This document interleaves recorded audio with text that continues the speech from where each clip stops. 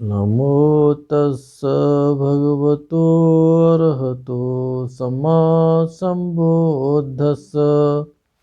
सभी धम्म मित्रों को सप्रेम जय भीम, नमो बुद्धा। बौद्ध भारत में आपका स्वागत है। जातक भाग 2 में 124वां जातक है अम्ब जातक। बायमेथेब पुरुषोति इदं सत्था जैतवने विहरन्तो। इस तरह ये जातक शुरू हुआ है। यह धर्मोपदेश भगवान ने जैत वन में रहते समय एक कर्तव्यनिष्ठ ब्राह्मण के संबंध में कहा। वर्तमान कथा, आइए देखते हैं कि उस समय क्या घटना घटी थी। वह श्रावस्ती निवासी तरुण बुद्ध शासन में बड़ी श्रद्धा से प्रवज्जित होकर बहुत कर्तव्य परायण था। जैसा जैसा आदेश होता था वैसा वैसा वो करते थे। उपाध्याय की सेवा का कार्य।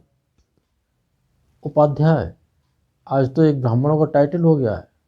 उपाध्याय का ये अर्थ नहीं होता है। उपाध्याय का अर्थ होता है जो व्यक्ति धम्म के टीचर होते हैं, शिष्य उनके सानिध्य में रह करके धर्म सीखते हैं, साधना सीखते हैं, विपश्यना करते हैं और जो जो उनके आदेश होते हैं वो करते हैं। तो जो उपसंपदा देते हैं, जो चीवर देते हैं, वो उपाध्याय कहलाए जाते थे पहले, और आज भी उनको उपाध्याय कहते हैं।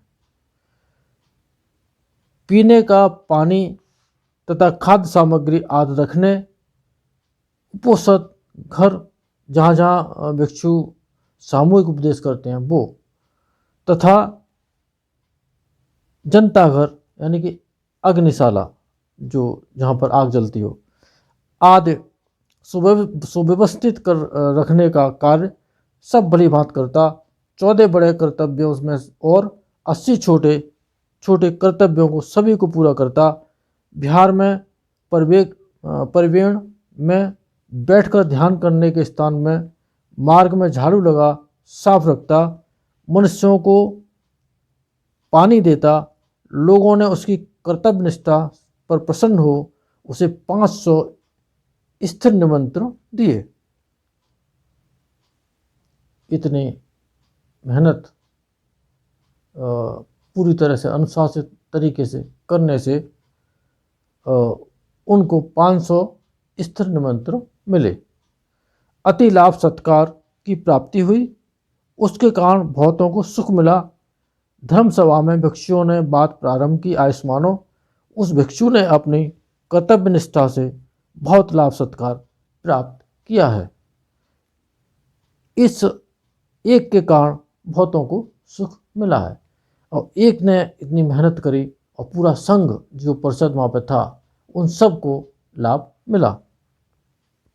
शास्ता ने आकर, भिक्षुओं बैठे क्या बातचीत कर रहे हो, पूछ। यह बातचीत कहने पर भिक्षुओं केवल इस समय ही नहीं पहले भी यह भिक्षु कर्तव्यनिष्ठ रहा है। पुराने जन्मों के संस्कार भी हमारे साथ रहते हैं। इस जीवन से पहले का जो जीवन था उसके कम से कम 30% संस्कार इस जीवन में भी विद्यमान होते हैं। और बहुत सी जो अच्छाई होती हैं वो कई जन्मों के साथ चली आती हैं। हर जन्म में उसका अंश साथ रहता है।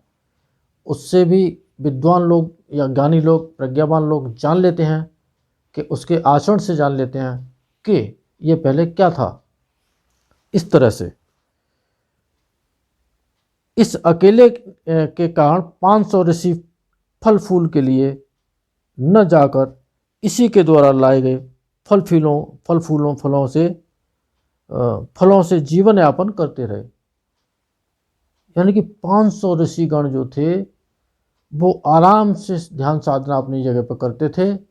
एक अकेले ने ही जंगल में आकर के फलों को इकट्ठा करना है और उन सब के लिए लाके उनको भोजन कराना है, फलों का फलाहार कराना है। वो अकेले ने इतना बड़ा काम किया था। और कहे यह पूर्व जन्म की कथा कही। अब देखते हैं अतीत काल की कथा क्या है। पूर्व काल में वाराणसी में ब्रह्मदत्त राजा के राज करते समय, देखिए ब्रह्मदत्त राजा की बात कई जातकों में आएगी, तो आप ऐसा समझें कि वाराणसी की जो गद्दी थी, राजगद्दी थी, उस गद्दी का जो खिताब था, उस गद्दी का जो कहना चाहिए कि उस गद्दी पर जो बैठता था उसको राजा ब्रह्मदत्त के रूप में जानते थे। जैसे कि राजगृह में जो भी बैठता था राजा, उसको मगध नरेश के रूप में जानते थे। मगध नरेश के रूप में इस कहाँ पर उसका उल्लेख मिलता है। और इसी तरह से वाराणसी में राजा ब्रह्मदत्त के नाम से मिलता है। तो वो एक उसकी उपमा नहीं कह सकते, एक एक पद है, पद भी है कि जो वाराणसी में पुराने ज़माने में जो राजा होता था वो उसको ब्रह्मदत्त ही कहते थे। तो इस तरह से ये कन्फ्यूजन नहीं होना चाहिए कि राजा ब्रह्मदत्त कितनी साल जिया। ऐसा बहुत से लोगों का इस तरह का ये सवाल होता है, लेकिन इसका सवाल ये नहीं होना चाहिए। वाराणसी की गद्दी पुराने टाइम पे उस पर बैठने वाला राजा ब्रह्मदत्त ही कहलाता था। तो इस तरह से उसको समझना चाहिए। करते समय बोधसत्व उदीच ब्राह्मण कुल में पैदा हो वय प्राप्त, यानी कि वो जब एडल्ट हो गए तो ऋषि के प्रवज्जा क्रम से प्रवज्जित हो 500 ऋषियों के साथ पर्वत तल में निवास करने लगे। उस समय हिमालय प्रदेश में बड़ी गर्मी पड़ी, जहाँ तहाँ पानी सूख गया। पशु पानी न मिलने से कष्ट पाने लगे, यानी कि वहाँ पर पशुओं को भी पानी पीने को न मिला। इस तरह का उस समय घटना वहाँ घटी थी। उन तपस्वियों में से एक तपस्वी ने उन पशुओं के प्यासे कष्ट को देखकर वृक्ष काट उन्हें एक द्रोण बना पानी उलीचकर द्रोणी भर उन्हें पानी पिलाया। बहुत से पशु के इकट्ठे होकर पानी पीने के कारण तपस्वी को फल फूल लाने के लिए जाने का समय न मिला। वह निराहार रहकर भी पानी पीता और पिलाता ही रहा। पशुओं ने सोचा, यह हमें पानी पिलाने के कारण फल मूल के लिए जाने का समय नहीं पाता, निराहार के कारण बहुत कष्ट पाता है। अब खाली पेट कब तक सेवा हो सकती है। इस तरह से पशुओं ने इस तरह का अनुभव किया। हम लोग विचार करें। उन्होंने सलाह की कि इसके बाद जो पानी पीने आए वह अपनी सामर्थ्य के अनुसार कुछ फल मूल अवश्य लेके आए। उसके बाद प्रत्येक पशु अपनी अपनी शक्ति के अनुसार मीठे मीठे आम, जामुन, कटहल आदि लेकर ही आता था। उसके लिए लाया हुआ फल 2.5 गाड़ियां पर होता था। जो पशु के द्वारा जो फल लाए जाते थे वो 2.5 गाड़ियां उसमें भर सकती थी, इतना फल वो ले आते थे। 500 तपस्वी उसे ही खाते, अधिक होता छोड़ देते। बोधसत्व ने यह देख एक कर्तव्यनिष्ठ जन के कारण इतने तपस्वियों को बिना फलमूल लाने गए ही जीवन यापन हो रहा है। प्रयत्न करना ही चाहिए, इतना कह यह गाथा कही। मनुष्य को चाहिए कि प्रयत्न अवश्य करे। पंडित जन विमुख न हो, प्रयत्न के फल को देखो, आम प्रत्यक्ष खाने को मिले। तो प्रयास तो करना ही पड़ता है, बिना प्रयास के हाथ पैर रख के बैठने से कुछ होता नहीं है। तो ये जो लोक है, पृथ्वी लोक है, मनुष्य जिसमें हम बन करके आए हैं, बिना शिल्प के किसी का गुजारा होता नहीं है। जो कोई शिल्प नहीं सीखता है वो पुराने ज़माने में भी भूखों ही मरता था और आज भी भूखों ही मरेगा। ये आज का नियम नहीं है, ये पृथ्वी पर हमेशा ये नियम रहता है। जो प्राणी है, जो मनुष्य के रूप में है, उसे शिल्प सीखना पड़ेगा, कोई न कोई हाथ की दस्तकारी उसे सीखनी पड़ेगी। तभी उसका गुजारा होता है।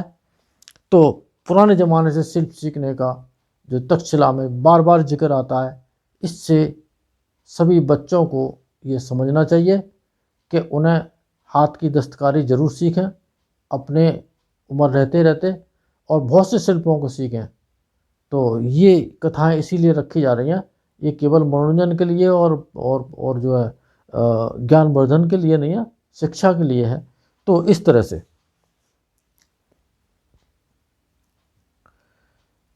अम्ब कहने के लिए है, अर्थ नाना प्रकार के फल लाए गए, आम उनमें श्रेष्ठ होने से अम्ब कहा गया था। यह जो 500 ऋषियों ने स्वयं जंगल न जा एक के लिए आए फलों को खाया, एक के लिए आए फलों को खाया, यह प्रयत्न का ही फल है। और वह अनितिहंग इतिहास यानी इतिहास से इतिहास से ही ग्रहण करना नहीं होता, उस फल को प्रत्यक्ष देखो। बोसत ने ऋषियों को उपदेश दिया, शास्ता ने यह द्रव्य देशना कर जातक का मेल बिठाया, और उसका जातक का मेल बिठाने में जो कर्तव्यनिष्ठ तपस्वी था वह यही भिक्षु था, जो इस समय बहुत से भिक्षु संघ को उसके अपनी कर्तव्य निष्ठा के कारण और भोजन और परिष्कार सुलभ हुए थे, और गणशास्ता में ही था। उस समय जो जो जो तपस्वियों की जो परिषद थी, उसके जो नायक थे वो बोधिसत्व थे। इस जातक के अम्ब जातक के सत्य वचन के प्रताप से आप सबका मंगल हो, भला हो, कल्याण हो, संसार के सारे प्राणी सुखी हों। साधु साधु साधु।